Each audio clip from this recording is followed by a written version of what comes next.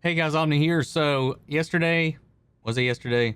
Yesterday I released my review of Army of the Dead, and I gotta say, I enjoyed the film. I know a lot of people are mixed on it. There's a lot of people actually missing quite a few bits in the movie that makes some of it make sense. There's still a lot of things that there's still a lot of questions for. There's still a lot of weird character decisions and choices that seem stupid, and I'm hoping that the mysteries behind it explain some of it down the line. There are a lot of plot threads in this that are hidden that I'm really curious about how they follow up on it, which I'm curious to see just how Ryan George rips this apart. While I enjoy the film, I can definitely understand a lot of the criticisms. You know, for one, while I know that this movie is like a J.J. Abrams style mystery box where there's so many mysteries and puzzles and questioning moments in this that it raises, and it doesn't really answer really any of them. And it's a lot, knowing that this is being set up to be a franchise. Despite that, I would have loved to have had some answers in the film, at least to some questions. But really, this movie was just the setup for something more. And sometimes while I love Zack as a person, as a director, wish he would just kind of rein it in a little bit and give us answers in a movie rather than relying on all the pieces to come back together. But we'll see. Let's see what Ryan has to say about this, because I am quite curious. Let's pull it up and here we go.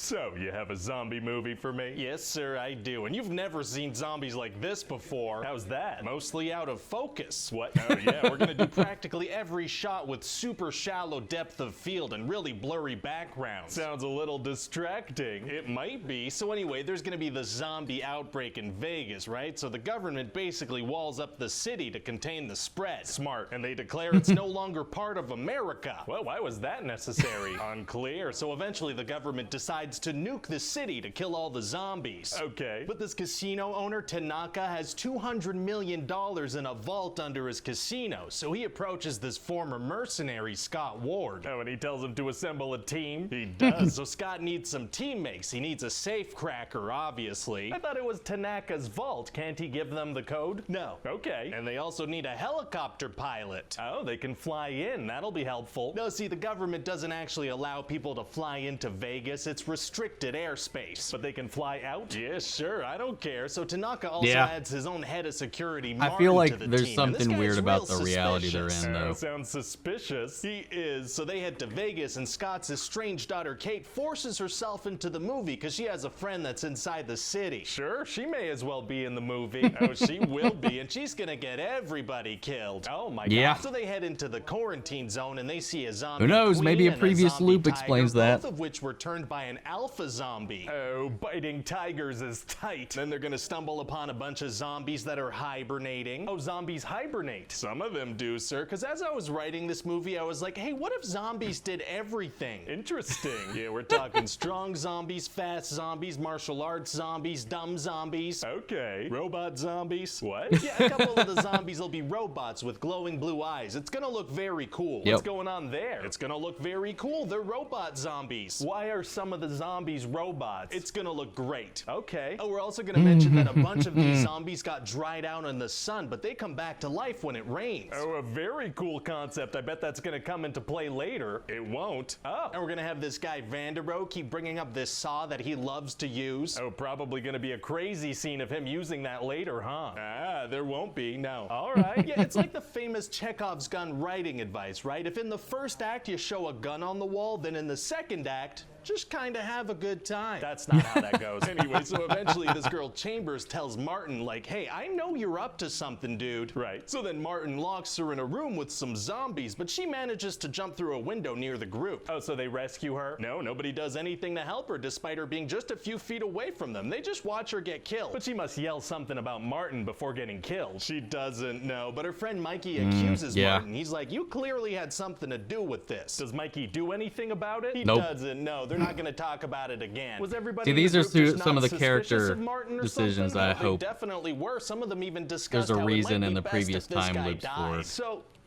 Okay. And so eventually this guy is gonna cut the head off of the queen zombie. Oh, why does he do that? Well, he reveals that this entire mission was actually about getting this zombie head. His boss doesn't actually care about the money. This is worth more. Oh, why didn't Tanaka just hire people to do that? Why plan a fake heist? So the movie can happen. Oh, okay, gotcha. So I guess this guy takes off with the head. No, he goes back to the heist even though they were standing right next to where they entered the quarantine zone. Oh, interesting choice. So then the safecracker guy and Vanderho try to open the safe, right? Right. But this thing has like pressure activated booby traps, so they can't just walk up to it. So what do? Well, they start trying to trick a zombie into activating the traps, but it's hard to do because zombies are dumb and they keep turning towards them. Okay, they just throw a dead zombie or a dead zombie limb? Probably, but they're not gonna do that. Instead, they're gonna microwave a zombie Yeah, I head thought and the use that to same trick thing. a zombie into going to eat it. What do you mean? Well, the idea is that zombies are attracted to warm flesh. Doesn't that mean that all the zombies outside in the scorching hot Las Vegas sun would constantly be trying to eat each other? I don't know. Fair enough. So anyway, eventually they get the safe open and there's $200 million in $100 bills, just stacks of cash. Oh, I feel like that probably weighs thousands of pounds. Yeah, probably. So how do they plan on getting literal tons of cash and themselves on a single helicopter out of the city in one shot? Well, they brought backpacks. That'll do it. And then they also find out that the nuke has been pushed forward by a day, so they have like an hour to get out of the city. Oh no. So then this girl Maria decides that this is a good time to stop everything and talk to Scott about Yeah. her feelings. Oh, can't that wait 45 minutes? Yeah, well, she's actually about to die, so we kind of have to make people care about the death scene that's about to happen. Maybe you should set that up before this scene. Maybe, but I'm not gonna. Well, okay then. And Scott's daughter, she takes off. Well, why? A bomb is about to level the city. Well, she wants to go save her friend in a super far away building. Okay, even if she finds her friend, and even if Yeah. her friend is alive, what's the plan to get out of the city without the helicopter? Unclear. Huh. So then Scott and the pilot take off in the helicopter across the city to try and rescue her and her friend, who she somehow did manage to find. Okay. And the alpha zombie, he's watching them fly away from the helipad, and he's very angry. He wants to kill them very much. Well, it's gonna be hard for him to catch up with a helicopter. Actually, it's gonna be super easy. Barely an inconvenience. Oh, really? Yeah, see, he has a zombie horse. So he gets down from the top of a building onto a horse across the city and up another building in the same time it took them to fly a helicopter. He does, yeah. So then they fly away again, but the Alpha jumps on board and the nuclear bomb explodes. Oh, wow. And Scott manages to kill the Alpha, but then the helicopter crashes and pretty much everyone dies except Kate. But what about her friend she was trying to save, the one whose rescue drove the entire last part of the movie? Oh, unclear. We're not even gonna show her. Oh, that's a little frustrating. So then Yeah. after the blast, that guy Vanderho gets out of the safe, which that safecracker guy had pushed him into to save him. Okay. And he just kind of walks out of the burning city and through the desert. What about Fallout? I mean, Yeah. that's a pretty good game, I guess. Not really relevant here. That's not. And so he gets on a plane and he realizes he's been bitten. What? How long is it taking him to turn? I know, right? Oh, and also we're gonna play that song Zombie from the Cranberries. Ugh, wasn't that song written in response to a tragedy where some children were killed? Well, that's a good point, but counterpoint, it has the word zombie in it. Well, yeah, no, that is a good point too. And so that's about it. What do you think? Well, it sounds like mindless zombie fun. I'm just really stuck on that robot thing. What's going on there? We're really not going to explain that? Well, see, here's the thing. I was thinking maybe we could expand on that in another project, maybe several projects. Cinematic universe? Cinematic universe, sir. Oh man, you said the Yeah. magic words. Let's do it.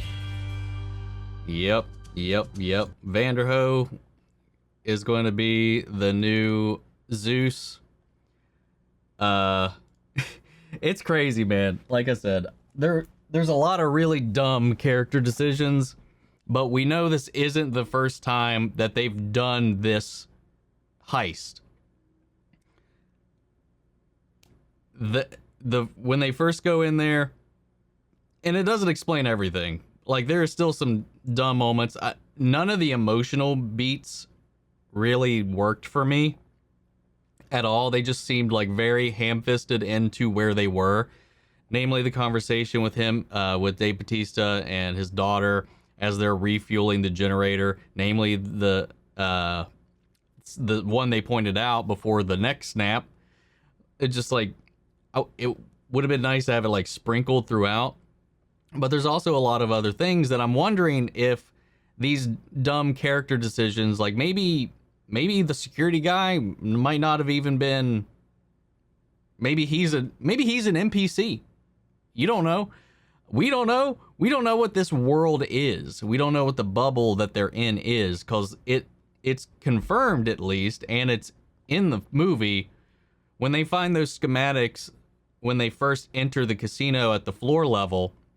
You know, they find a second set, and that's when they're like, oh, Tanaka's tried this before with other teams. That's them.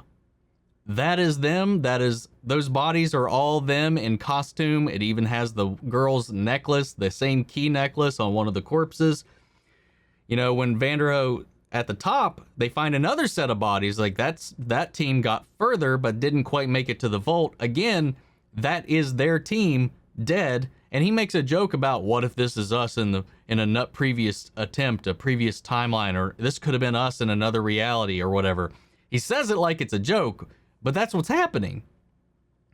Because you have the two characters that have never killed a zombie before are trick shots the first time. Like when Vanderhoof's showing Dieter how to fire a gun, he always hits his shots.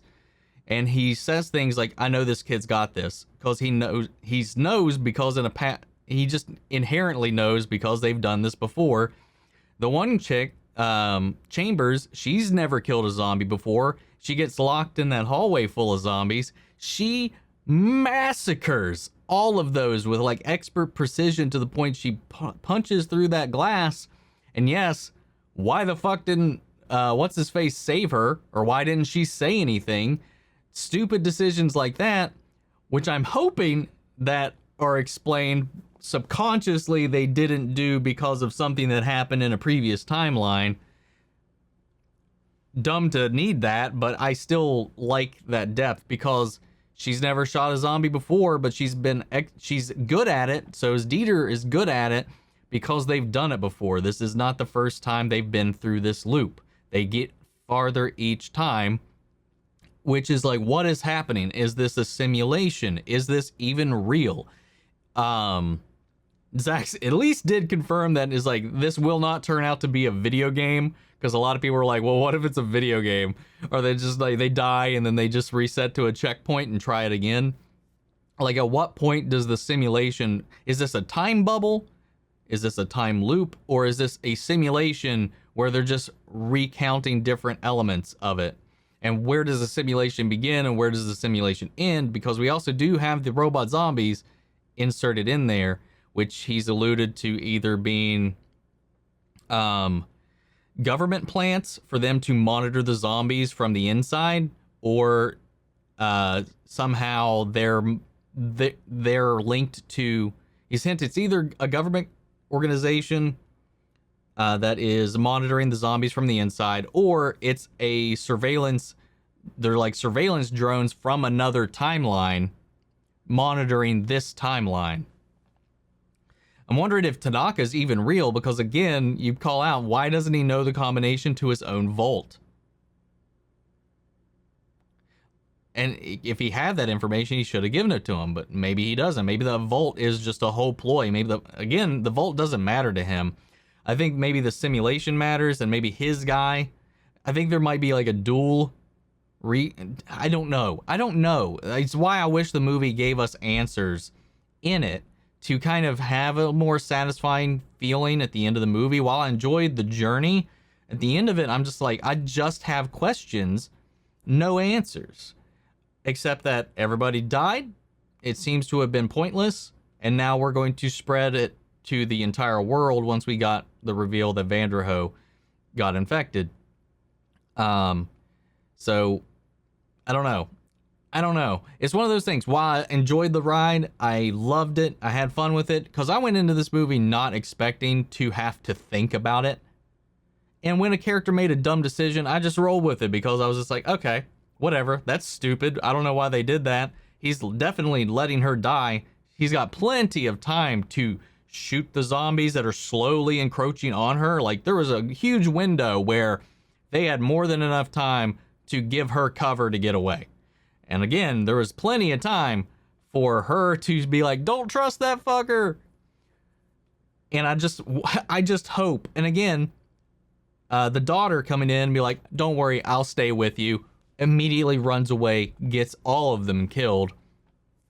A reason why the helicopter doesn't work. And I'm hoping that maybe some of these stupid decisions, just like them being more skilled this time around because they've done it before, maybe these decisions that we're seeing now are subconsciously being made because of a decision that they made in the previous 3 loops.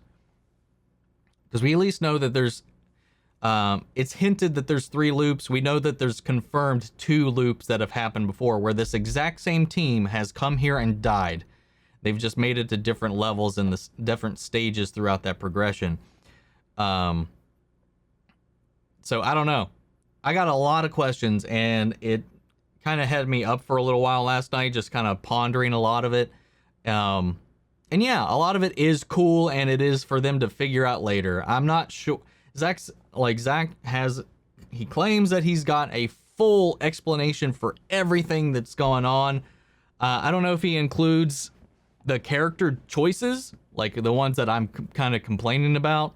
You know, again, why did Tanaka, if the goal was to just get an alpha, literally, Coyote says that every time we come here, they're always here waiting for it. Those 2, the Alpha Queen and the Alpha General, are always there to accept an offering. They were like 20 yards from the wall. If that's all they needed for, and there was no other reason for this mission to exist or prolong itself, why keep that a secret? You just go in, you go 20 yards out, you meet it, you lock it down, you snag it, you leave. Your exit's right there. Just drive off, drive away before the nuke gets there. You don't need the helicopter, you don't need anything. Just, you got plenty of time to get the fuck out of there. That's why I'm thinking this is a simulation, and that this is them monitoring maybe the zombies' behavior, the infection, because the infection appears to be extraterrestrial, because the convoy itself is being followed by 2 UFOs in the beginning that quickly you see them loom down in the distance and then just dart away. And they said that they're coming from Area 51, and because there's a whole spat between those 2 drivers, and that whole crew was very unprofessional for people who should be elite members of what they do. It's just really weird that they acted the way they did and didn't really take the orders they were given seriously. Once they even wrecked, they were like, they didn't just immediately run, they didn't obey the orders, they just like still fucked around for a hot minute, which is wondering, where does the simulation begin and end? Is this whole thing a simulation? It's frustrating that I don't have any answers. Like, that we're gonna have to wait for one of the 2 prequels to come out to get more of it. And then he's got supposedly an insane plan for what comes forward. This is one. I love Zack as a person, love him to death, and I'm like 50-50 on a lot of his movies. I think he makes beautiful films. I think he has really great ideas, but a lot of the time, he has fun with experimenting to the point where he's like, I'll explain it later, or don't worry, just hang on. A lot of people might not hang on. There's a lot of people that may not appreciate the film because they didn't get any answers in it.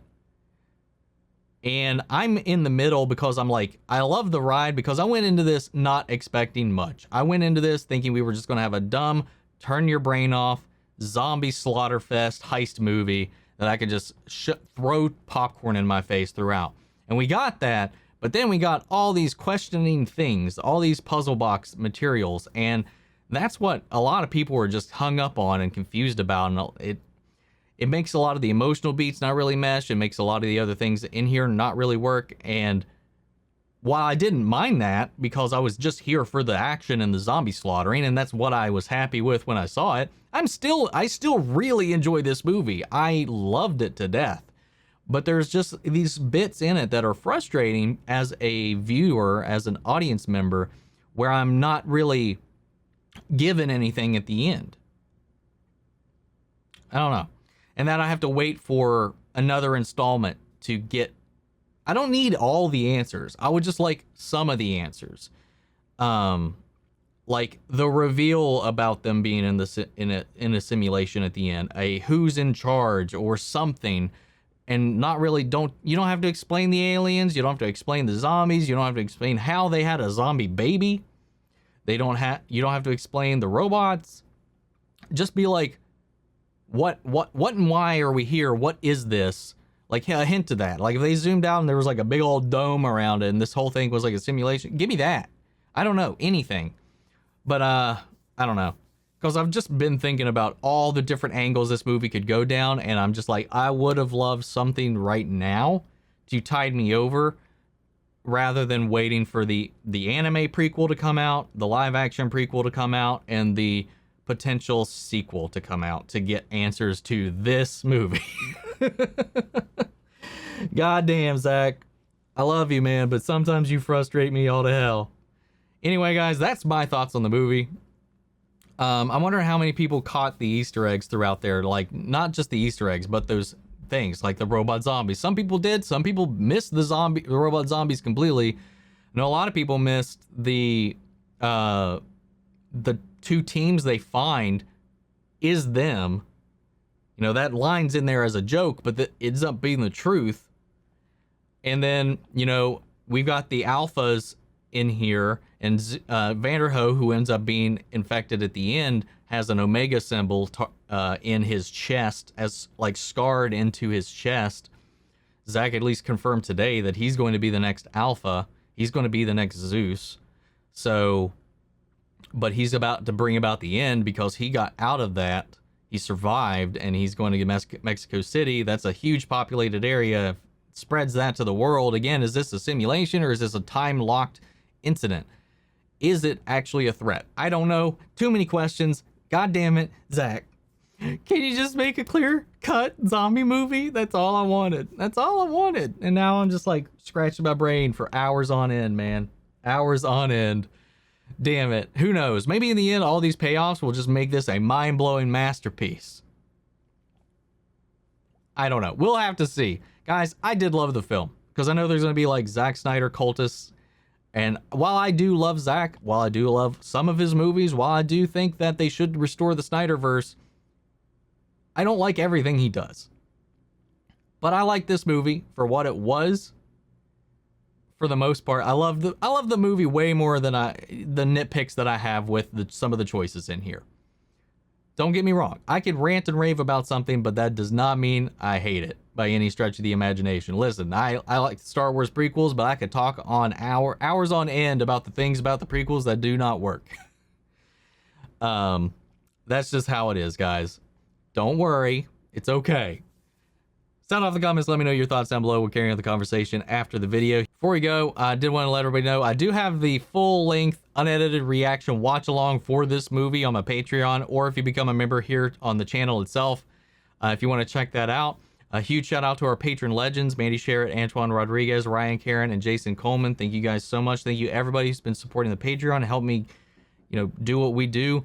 And we got Discord open. Come join, hang out, chat, and I hope to see you there. That's links to all that's in the description. But for now, I'll catch you guys in the next video. Take care, everybody.